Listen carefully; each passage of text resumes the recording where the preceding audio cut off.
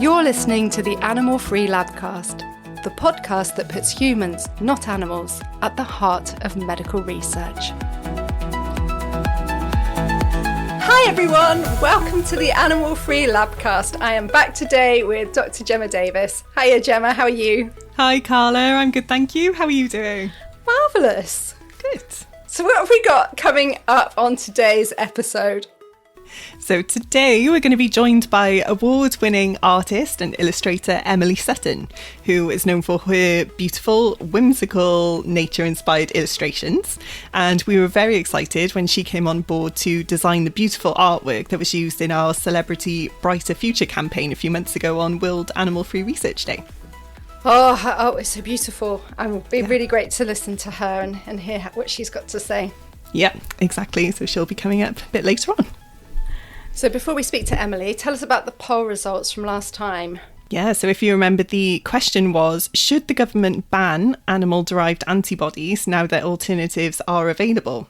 Yes or no? I feel like this is going to be another 99% say, yes, let's ban them. It was close. We had, 98% of people said yes. Oh. So that's 2% of people said no. That was so wrong. How could I be so exactly. Wrong? But, overwhelmingly positive there.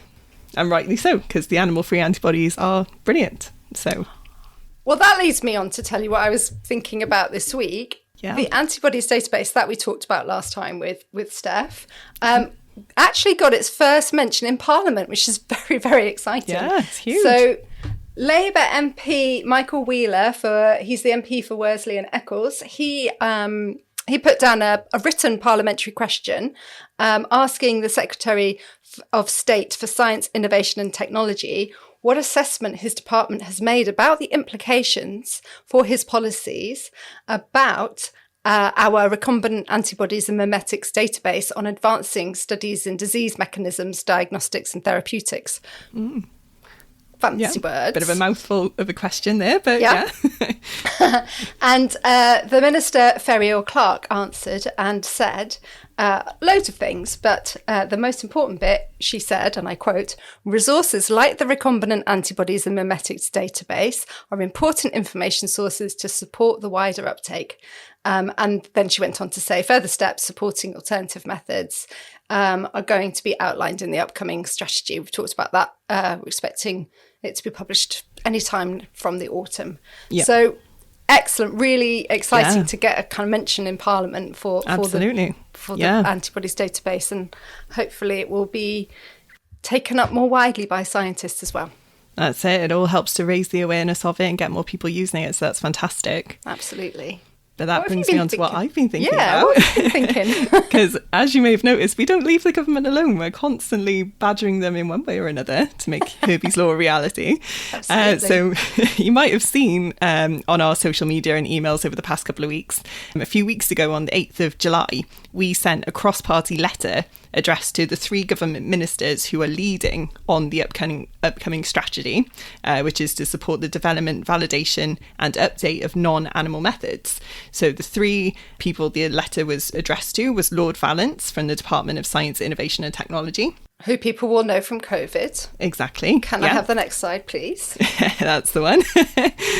Lord Hanson from the Home Office, and also Baroness Hayman from the Department for Environment, Food and Rural Affairs. So the letter was designed to build on the recent momentum that we've seen in Parliament about the replacement of animal testing. You might remember on previous episodes we've been talking about the Westminster Hall debate on the use of dogs and the adjournment debate on the phasing out of animal experiments. So what we're calling for in this letter is for the government to take 3 clear steps as part of the upcoming strategy, which, like you said, we're expecting to see later on this year. So the first step that we've asked for, of course, is to introduce Herbie's Law, which would provide, most important, to provide a clear timeline for the replacement of animal experiments and medical research over the next decade. So like you talked about in the last episode, Carla, kind of this clear timeline to work towards replacement as soon as possible, obviously, but over the next decade, a sensible and realistic plan, but working closely with the scientific community to support them in the transition as well. The second step we're asking for is to stop issuing licenses for experiments using dogs, cats and monkeys. So these are the specially protected species. But one of the really important parts is that it's crucial that by stopping the experiments using these animals, they are replaced with non-animal methods. So not just swapping over and using a different type of animal to completely eliminate the animal use completely. Really important, because sometimes people get bright ideas by thinking, oh, we'll stop using dogs and start using mini pigs. Exactly. No, and that's not solving the scientific or ethical problems that are there in the first place. That's really important. Stop using the animals. Yeah. Start using the better technologies. Exactly. Yeah. And then the third step that we're asking for is a thorough overhaul of the licensing process to ensure that the basic legal requirements that are already there to use non-animal methods whenever possible are actually being properly enforced. So that's really important. So the lead signature of the letter is from Irene Campbell, MP, who is the chair of the APPG on phasing out animal experiments and medical research. We've talked about her a couple of times before. She's done a lot of brilliant work for us recently. But it was also signed by 57 cross-party MPs. So, all the different parties, we had somebody sign, and peers as well. And it was also endorsed by 7 celebrities.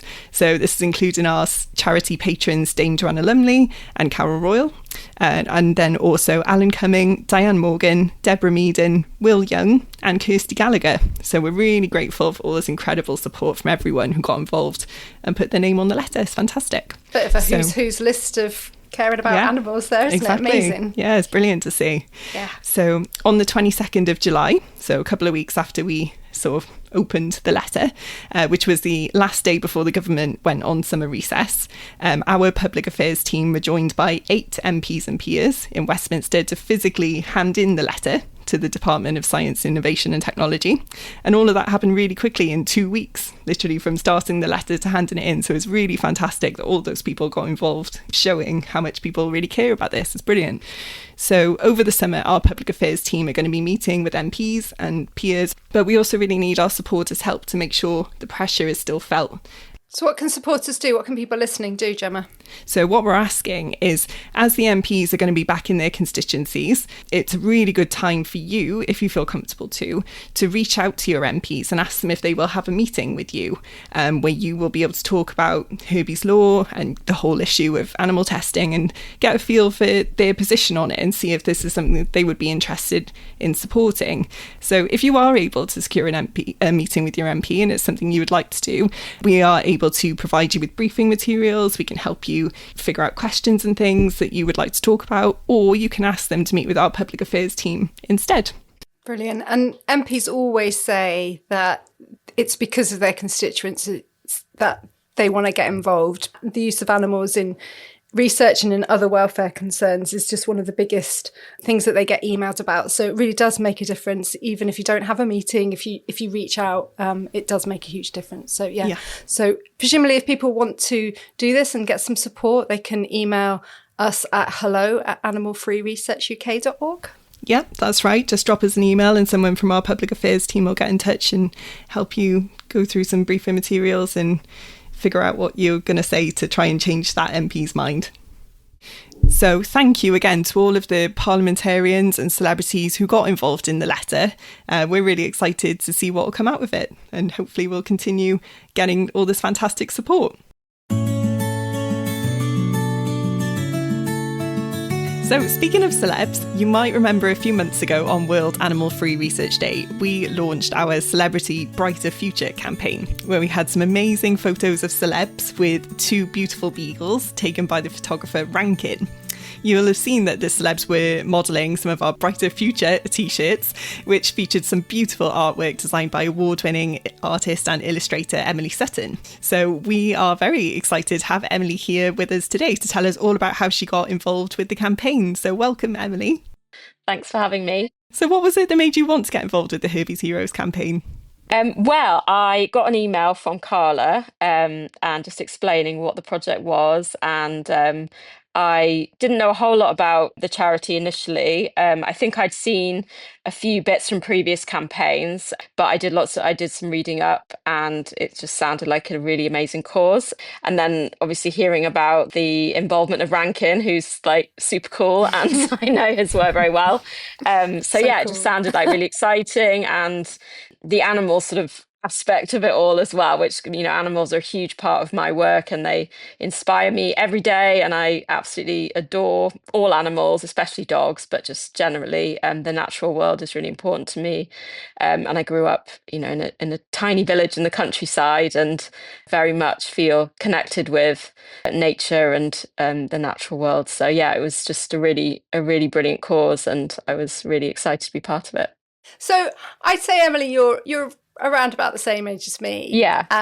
So I was just wondering what you knew about animal testing before you got involved with us. So for me, back in the early 90s, it was all about the Body Shop campaign, their Against Animal Testing campaign. I remember that really, really clearly. Was that something that was in your I think the Body awareness? Shop have been really, they were sort of one of the pioneers of raising awareness about animal testing and the cruelty of that in the sort of cosmetic world. So I was definitely aware of that, and I'm not someone that wears a lot of makeup anyway, but when I do, I'm sort of conscious about, using products that aren't tested on animals. But yeah, I think with the medical testing, it's sort of more complicated, because I do have people in my life that have had sort of quite serious illnesses, and, so you think, well, it's difficult, because on the one hand, you'd like to say no animal testing. On the other hand, there's certain drugs where you think, well, maybe it's needed in that thing. But so when we were talking about the medical side of things, and I found out how little of that research actually ends up being useful, I was really shocked and quite sort of angry, because it just seems like, oh, well, it's also pointless as well, as being really awful for the animals. It's actually not even useful for the humans either. So that, I feel like, maybe because it is quite an emotive topic, because everyone knows somebody that has had to use drugs, so you sort of assume that animals have to be part of that, but it turns out they actually don't. But I'm sort of, I think it seems like they're in the process of figuring out, more effective alternatives. But I think it's important that the pressure is kept on, to keep all of those innovations going. So hopefully it can be, like with the cosmetic industry, it's, it's almost, you almost assume that most products aren't tested on animals anymore. It'd be good if we could get to that point with the medical side of things too, if it's not even going to be super useful. Yeah, absolutely. Like you say, a lot of people are still really surprised when they learn the facts about how many animals are used and what kind of things they are used for, in British labs. The proportion of the research that isn't, isn't useful. It's like, why do it then? Exactly. And it there just must seems be a like better way. They just need to put the brains and the money behind finding more, just better, closely matched with the human body, and hopefully it can be done. You'd think with like all the advances in AI and stuff, there'd be a way of modeling things that didn't require a living test subject. Emily, for people who haven't seen your beautiful design, or can't immediately call it forth in their minds, can you describe it a little bit? Yeah, sure. So all of my work is I'm primarily a picture book illustrator. So all of my work is quite lots of bright colours. So the colour, it's quite a graphic image. Graphic as in, graphic like sharp, as in not like graphic content. So it's it's not blood and guts at all, is no, it? No, no, we don't, not like that. No, so it's sort of the colour palette is very colourful, joyful. There's lots of movement. It's all of the animals that are currently subject to testing. So, it goes right from horses, there's dogs, there's cattle, sheep, fish, there's an octopus in there, frogs, ferrets, all sorts, loads more that I'm probably forgetting. So basically what I was wanting to do is create a sort of slightly utopian scene where all of these animals are coexisting in a very happy, free way, and then there's a couple of humans in there, just kind of, so everyone's coexisting in this sort of harmonious state, and wanted to keep it very optimistic. And in terms of the materials I used, I use very traditional materials. I literally can't do anything on a computer. So very analog, lots of sticking and painting, and there's some used ink and colour pencils and some collage. So yeah, it's a really busy, fun scene. And for the t-shirts we picked out individual animals and little scenes, but the overall design is quite a full, very busy scene. I love Richard Scarry, so if you think that kind of vibes, just lots of animals just doing their thing. We wanted to imagine what would a brighter future for animals and humans look like without animal research, didn't we? So yeah, as you say, it's very utopian, very beautiful. Yeah, I love it so much. There's a brilliant painting that I often refer back to, and it's called The Peaceable Kingdom. And it's just this scene of, I think it's sort of, it has like biblical roots, it's like the lion lying down with the lamb, but it's like all these different animals. And it's a very sort of folk art painting. So it's been repeated lots of times. I had that in the back of my mind as well, of just, these animals that might naturally be sort of predator and prey. They're all just like happily living their lives and very peaceful way. So, Emily, your artwork always involves elements of nature and animals. Why is nature so inspiring to you? I think I am somebody that is prone to anxiety, and I think animals for me have always been just like a comforting presence in my life. So I grew up in the countryside in a tiny village and was brought up around animals. We always had dogs and a cat, and I had a very old, very giant horse when I was a teenager, and helped out at my this woman in my village had a small holding, so I would go and spend a lot of time there. I was out of school for a period of time when I was about 13, and I used to just spend like all my time up at this small holding, like looking after the pigs and the chickens and the cows, and I just absolutely love it. So I've just sort of grown up immersed in the animal world, I guess. And then as I got my professional career, I think in picture book land, which is where I live most of my time, I think animals, it's a really good way of representing characters, because I think when you're drawing, like if you draw a child, a child will identify with a child in a different way than they would with an animal. So like if a child doesn't look just like you, or I think you sort of you get too caught up with the specifics if it's a fellow human, where it's like if it's an animal character, you can project a lot onto that, and it's not so much gendered, or you're not worried about race or age, or there's lots of things that automatically become more universal when you're using a character. So that's a bit more of a cerebral answer, but just day to day I just obsess with animals. I just love them. And I think just the variety and the patterning of them, like the feathers on an owl are like one of my favorite things to draw, because there's just so much texture and pattern, and it's just kind of it's just there's just so much there, the animal and plants as well, but the natural world generally, it's just really inspiring to me and exciting. We spend so much of our time working on behalf of animals, but we never really see them, for obvious reasons. They're in labs. So that just made me think that last week we did a volunteer day at Spitalfield City Farm, and it was just such a joy to be actually amongst farms in London. It's so lovely. So good. There's one of my publishers, Walker Books, their head office is not their head office, but the office that I go to is in Vauxhall, and it's right by the Vauxhall City Farm. So every time I get off the tube and I walk there, I always take the long cut and walk right past that. And they often have the ponies and the goats, and sometimes they've got a couple of alpacas out there, and it's just so nice. It's when you see the animals in the middle of a city, it's this sort of lovely juxtaposition, and you see how children connect with them, and it's really brilliant. So just going back to your beautiful illustration, I remember we had some conversations about which celebs we should ask to wear your t-shirts. So how did it feel to see all of that come to life? It was so exciting. All these celebrities wearing your t-shirt design, and it being photographed by Rankin. I know, it was, I was very starstruck, and so it was really kind of them all to get on board as well. So yeah, So just kind. brilliant. It seems to be a thing. Comedians and animals and For sure. Animal welfare seems to be a thing.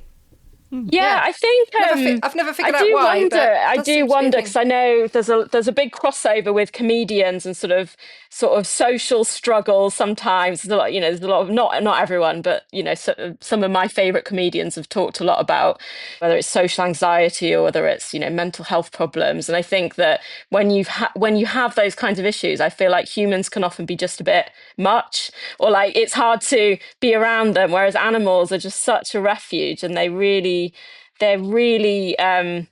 they're so healing and so important. And I think that when you've experienced that, you have this like such a connection with them, and so you do feel very protective, and it feels like you want to look out for them because they're always looking out for us.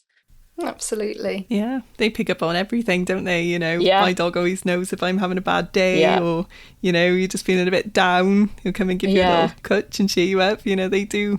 They're a massive and they're just part of so our pure. Lives, like they're just so innocent, and you just feel like, it's just heartbreaking when you think about the suffering that they go through, and it's like they don't know what's going on. It's just it's just the worst. So it really does feel like need to help them, need to stand up for them. You've described your dog as your constant muse. Would you tell us a little bit about your dog? So, my dog, I would have had her in with me, but she is prone to barking. She's very excitable, which I find charming, but a lot of people find slightly annoying. But I'm obsessed with her. She is 5.5 now, and she is part Schnauzer, part Poodle, part Spaniel. She just looks like, if you know your dog breeds, a lot of people refer to her as Harry McClary. Like, she looks like that dog. She's just like, she doesn't look like a Schnauzer. She doesn't look like anything other than she kind of looks like a scruffy grey mop. But she's like she's perfect for me. She's kind of I take her out on a really long walk every morning, and she gets all her her excited energy out, and then she just snoozes with me in the studio. I'd just be working away, and she just lies in her bed and she'll come up, and she does this thing where she comes up to me, she just tiptoes up, and then she sort of scratches my leg really gently, and she's actually asked for a little cuddle, and then she goes back and snoozes off again. She came to a book signing with Rob McFarlane and Johnny Flynn, which was very exciting. I was very starstruck. So, and she did not know how lucky she was to be there, really. But and she comes on the train with me. She's licked Johnny Flynn's ankles, and she's said hi. Yeah, she's had cuddles with Rob McFarlane. So the crowd she's been in. But she's just great, and I adore her. I'm obsessed with her, and I have this dilemma because my sort of dream would be to have like multiple dogs, but then I would have this guilt of, but Mouse might be jealous, and then I'd feel like the worst person in the world. So I don't quite know. I want to rescue 10 dogs, but I also have to think about my spoiled brat of a of a dog who might be a bit annoyed with me. Emily, your dog, you just mentioned her name there. She's got a very unusual name. She's called Mouse, yeah. So it was very fitting when she was tiny. When I first brought her home, she was this little grey fluff ball, and she did look a little bit like a mouse. And now she's it doesn't really fit anymore. Huge mouse. Yeah, it's sort of. She's like, have you heard about that mega rat they just found in somewhere in Yorkshire? In like, I forget where it was. But yeah, recently I was reading about it yesterday in the paper, and it was this cat-sized rat. And it kind of made me think of Mouse. Wow. She started out as this little cutie mouse. As I was thinking about, Beatrix Potter is one of my illustration heroes, and my favourite characters were always the little mice that lived in the doll's house, and so there was the Hunker Munker, and the other one, I forget what the other one was called, but so yeah, that was the inspiration. And then my dad also, I was choosing between a few names, and he was very heavily on the mouse one. So So it kind of suits her in the way that any name, once you've called it enough, it just suits them. But people often look very confused when, especially because she's so loud as well. It's almost like an ironic name at this point. But Mouse it is. Emily, thank you so much for getting involved in the campaign, for your beautiful, beautiful artwork, and for joining us today. If people want to have a look at the artwork, it's all over our website, animalfreeresearchuk.org. And you can also buy a T-shirt with one of Emily's beautiful designs. I think we also have a water bottle, mugs and notebooks, all with Emily's beautiful designs. So they're really lovely quality as well. And, with the beautiful design on, they're just lovely. They came out so well. It's really exciting. And you can match with your favourite celeb as well. Yeah. Who would want that? Emily, thank you so much for being here today. You're so welcome. It's been a real honour to work with you guys, and who knows, maybe more in the future. A huge thanks to Emily for creating the most beautiful artwork for our campaign. She's just really captured the kind of spirit and the vision that we had of a brighter future for animals so perfectly. So, please do look at our website and have a look at her artwork if you haven't already seen it. So we're going to be back on the 29th of August in time for the bank holiday with all the latest from the heart of animal-free research. We're not having a poll question this week, are we, Gemma? We're doing something different. That's right. So instead of a poll this week, we're actually doing a giveaway of some lovely items that feature Emily's designs. So we've got a couple of prizes up for grabs. The main prize is a goodie bag with exclusive money can't buy items, including a glass water bottle, a tote bag, a notebook and a T-shirt. So that's very exciting, lovely. big prize. And then we've got 2 runners-up prizes of the Brighter Future T-shirts that were modelled by the celebrities in our campaign. So lovely prizes there. So to enter, all you need to do is answer the question, which is, what is the name of Emily's dog? So if you were listening closely to the interview there, you should have picked that up. And you can enter the competition by emailing us at hello@animalfreeresearchuk.org. That's hello@animalfreeresearchuk.org. And you have a week to enter from the day this podcast comes out. So the entry closes on the 15th of August, 2025, in case you're listening in the future. And we'll be in touch if you are our lucky winner. So good luck. But if you don't win the prize, you can still go ahead and buy some lovely designs featuring Emily's beautiful artwork on our shop, which is animalfreeresearchuk.org/shop. And if you'd like to tell us your thoughts about the episode or anything else, please do also leave us a message on 0208 054 96 95. That's 0208 054 96 95. Oh, good luck, everybody. Yeah, exactly. I have to say, the tote bags are beautiful. They're not just your standard tote bags. These are next very level. Fancy. Very fancy. Lovely pattern. So do stay part of the conversation in the meantime by commenting on our socials, or as Gemma says, you can drop us an email at hello@animalfreeresearchuk.org. Thank you so much for listening, and we'll see you at the bank holiday. Yep. See you soon. Thank you. Bye. Bye.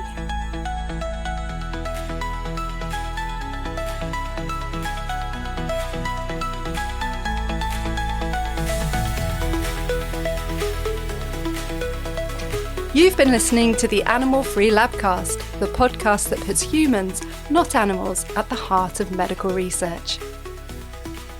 If you want to find out about more ways to move to a world of animal-free research, then head to our website, animalfreeresearchuk.org. And if you'd like to send us an audio message about the poll or anything else you've heard in the podcast, then leave us a voicemail on 0208 054 9695. That's 0208 054 9695. Thank you for listening.